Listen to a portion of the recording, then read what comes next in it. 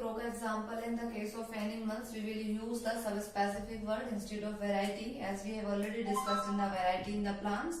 तो crow का जो scientific name है, इसमें क्या है, generic name भी है and specific भी है and subspecific name है. Corpus generic name, Splendens specific name and Splendens again जो है ये किसके लिए है, subspecific name के लिए. ठीक है, तो ये था ट्राइनोमियल नोमेनक्लेचर में. अभी हम जो नोमेनक्लेचर में जो साइंटिफिक नेम होते हैं, they are basically of 4 types. ठीक है, तो वो 4 टाइप्स कौन कौन से हैं, किस तरीके से उनको कैटेगराइज किया गया है, लिनियसली किस तरीके से उनको कैटेगरीज में इंट्रोड्यूस किया है. ठीक है, तो वो हम डिस्कस करते हैं कि how many 4 types, what are the 4 types, कौन कौन से वो 4 टाइप्स हैं. ठीक है, ऑफ बाइनोमियल नोमेनक्लेचर के. देखिए कौन कौन सी कंडीशन अप्लाइड हो सकती है यहाँ पे. सबसे पहले हम फर्स्ट की बात करेंगे कि नेमिंग ऑफ प्रियोरिटी, या हम कह सकते हैं कि प्रिंसिपल ऑफ प्रियोर. ठीक है, प्रियोर मीन्स कि फर्स्ट जो प्रियोरिटी दी गई है वो किस नेम को दी गई है. एक सिंपल सा मैं आपको एग्जांपल लेकर के बताती हूँ कि एल्बिगो कैंडिडा. ठीक है, एक फंजाई है और इस फंजाई का साइंटिफिक नेम हम लिख रहे हैं. There are so many different fungi, लेकिन हम सिर्फ एक फंजाई का नाम लेते हैं कि Albugo Candida. Albugo is the generic name while the Candida is the specific name. ठीक है, तो ये एल्ब्यूगो कैंडिडा ये क्या है, it is the prior. Prior का मतलब first time this name was given for a particular fungi. Clear, and later on another fungi का जो नेम दिया गया दैट वॉज सिस्टोपस. तो एल्ब्यूगो कैंडिडा एक फंजाई का नेम है, ये name of fungi Albugo candida and another name for this Cystopus कैंडिडस.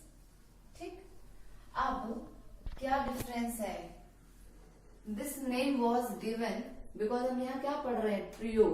और कौन सा प्रियोर, प्रिंसिपल. ठीक है, सो प्रिंसिपल ऑफ प्रियोर की how this name were categorize into the different categories. ठीक है, तो इसमें एल्ब्यूगो कैंडिडा सबसे first it was given and then later on for the same fungi this name was given Cystopus candidus. Clear, both are the correct name. Clear, both are the correct name but it was given first, so it is considered as a prior name for this fungi while this was considered as synonym. ठीक है, हम पढ़ते भी है ना, synonym का मतलब दो डिफरेंट वर्ड्स होते हैं जिनका सेम मीनिंग होता है, उन्हें हम सिनोनिम बोलते हैं. तो same in the case of when the individuals have the scientific name for a single जिनका मीन सेम है, it is also for a fungi and it is also for a fungi but it was given as a first, so it was considered as a prior. ठीक है, priority first, priority will given for this name while it is not correct. ऐसा नहीं है कि ये गलत नहीं है, I mean गलत है, it is also correct name. Clear? But this name will never consider as a prior. Done? So it will consider as what, synonym. अब दूसरे केस में क्या हो सकता है, and it is valid for both plant and animal. Clear? अब second case में क्या हो सकता है कि what type of second category for the name nomenclature. ठीक है, क्या है, किस तरीके से नेमिंग हो सकता है. सेकेंड की अगर हम बात करते हैं, इट इज व्हाट, ऑटोनिम. ठीक है, नाउ ऑटोनिम क्या होता है. Autonym means when the generic name, clear, when the generic name and specific name both are same. Sorry, not specific, generic name and sub specific name. Clear, अगर generic name और sub specific name दोनों के दोनों equal है, same जैसे हैं, तो उसे हम क्या बोलेंगे, ऑटोनिम बोलेंगे. एक एग्जांपल लिख लेते हैं यहाँ पे. जैसे ये किस में आता है, मेनली ट्राइनोमियल नोमेनक्लेचर में ही आता है. ठीक है, for example gorilla, gorilla, gorilla. Nomenclature के जो 72 रूल्स दिए थे कैरोलस लिनियस ने, उसमें एक ये भी रूल था कि both generic name as well as common name में also be same for some organisms.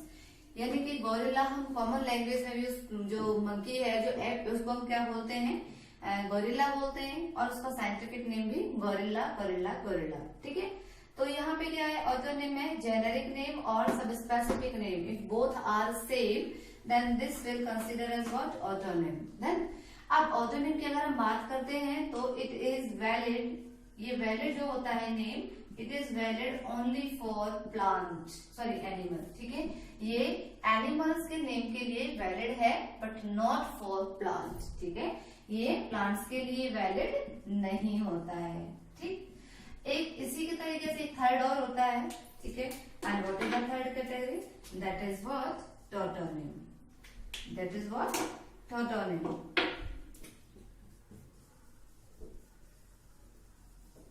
This tautonym is valid for both, ठीक है, ये प्लांट और एनिमल दोनों के लिए वैलिड होता है।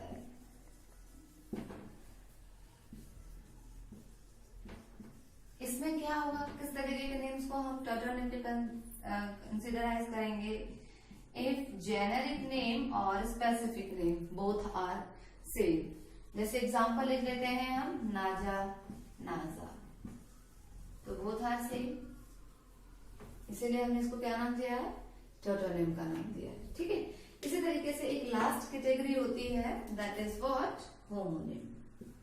देखिए, homonym is not valid for both, ये ना ही तो प्लांट्स के लिए वैलिड है और ना ही ये एनिमल्स के लिए वैलिड है, ठीक। It is neither valid for plants nor for animals. अगर मैं एग्जाम्पल की बात करूं तो होमोनिम में हम एक एग्जाम्पल ले सकते हैं, आलमंड, ठीक है। होमोनिम का मीन्स होता है कि when the same scientific name is given for two different organism, always remember one scientific name। अगर हमारे पास में साइंटिफिक नेम नहीं है तो वन साइंटिफिक नेम, एक साइंटिफिक नेम को दिया जाता है, is given for two organism, ठीक है, उसको हम टू ऑर्गेनिजम्स के लिए अगर दे रहे हैं, we are considering one scientific name for two organism, then this type of name will consider as homonym, but they are not valid for plants as well as animals, they are completely incorrect। एक example लेकर के हम बता देते हैं यहाँ पे आपको कि एक दो डिफरेंट ऑर्गेनिज्म है, डिफरेंट प्लांट स्पीसीज हैं, first is almond and second one is plum. देखिए, इन दोनों के लिए जो पहले नेम रखा गया, scientific name was for both, it was for both, that was Prunus dulcis, ठीक है, प्रूनस डुल्सिस। ये जो नेम था एक ही नेम था, but it was consider for both these organisms, almond and plum के लिए, बेर के लिए, ठीक है। लेकिन क्या हुआ बाद में यहाँ पे जो जेनेरिक नेम था it was same for both, but यहाँ पे फिर क्योंकि जब इसका साइंटिफिक नेम निकला, then later on it was consider as what, Prunus domestica, Prunus domestica, ठीक है। ये किसके लिए था, ये प्लम के लिए था। पहले क्या था, अगर हम इसे होमोनिम की तरह से देखते हैं, then these both organism will have the same scientific name. लेकिन बाद में क्या था, because it is not valid for plant और एनिमल, हम ऐसा नहीं कर सकते हैं कि दो डिफरेंट ऑर्गेनिज्म के लिए एक ही साइंटिफिक नेम दे, but it was only for that conditions when there were not so many scientific name, in that condition we just use it, not we scientist use it, ठीक है। इसके बाद में नेक्स्ट में क्या हुआ कि प्रूनस डोमेस्टिका, यहाँ पे किसके लिए, प्लम के लिए, because it is a domestic plant, कहीं भी ग्रोथ कर जाता है इजीली, ठीक है। Then it was considered Prunus domestica.